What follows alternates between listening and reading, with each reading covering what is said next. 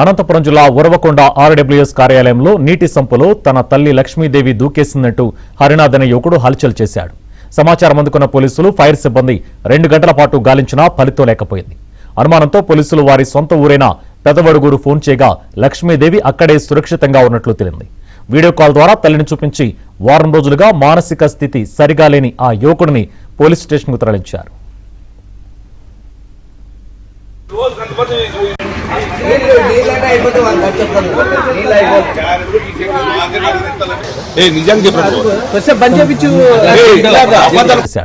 సమాచారం అందుకున్న పోలీసులు, ఫైర్ సిబ్బంది 2 గంటల పాటు గాలించినా ఫలితం లేకపోయింది.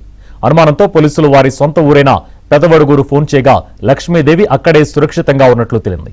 వీడియో కాల్ ద్వారా తల్లిని చూపించి వారం రోజులుగా మానసిక స్థితి సరిగా లేని ఆ యువకుడిని పోలీస్ స్టేషన్కు తరలించారు.